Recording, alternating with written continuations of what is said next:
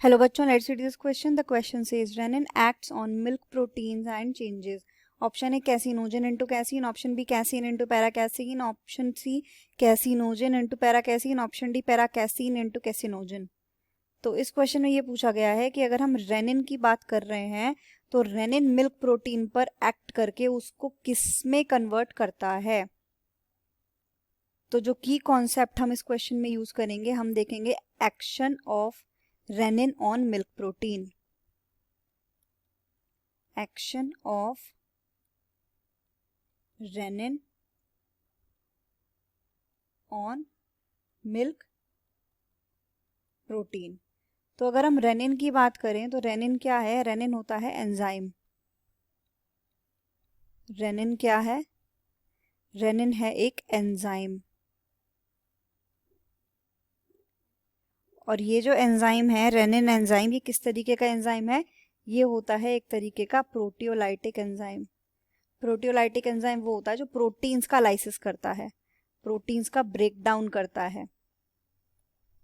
Proteolytic है, proteins का break down करता है. ये एंजाइम हमें कहाँ मिलता है? सिर्फ इन्फेंट्स में सबसे ज़्यादा अमाउंट्स में मिलता है, सबसे ज़्यादा मात्रा में हमें इन्फेंट्स में ये मिलता है. किसमें? इन्फेंट्स के गैस्ट्रिक जूस में. इन्फेंट्स में भी कहाँ पर? उनके गैस्ट्रिक जूस में. क्योंकि जो इन्फेंट्स होते हैं, जो छोटे बच्चे होते हैं, वो सिर्फ मिल्क पर फीड करते हैं. तो इसीलिए इन्फेंट्स के गैस्ट्रिक जूस में ये मिलता है. क्योंकि ये जो रेनिन है ये किस पे एक्ट करता है? मिल्क प्रोटीन पे. Act on milk protein.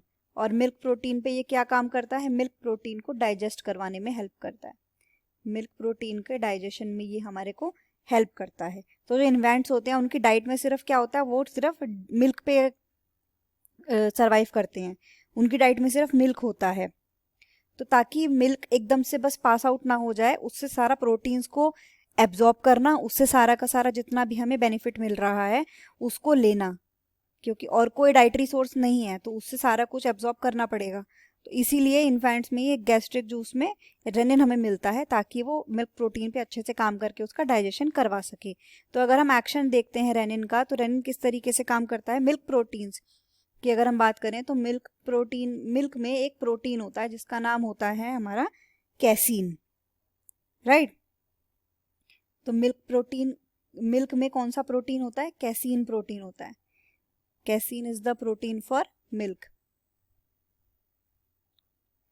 Milk protein का नाम हमें पता चल गया क्या होता है? कैसीन है मिल्क प्रोटीन.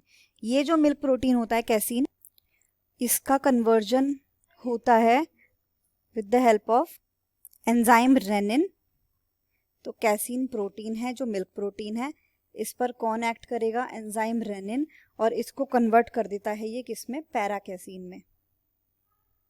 और ये जो पैराकैसीन है इस पर कौन एक्ट करता है फर्दर?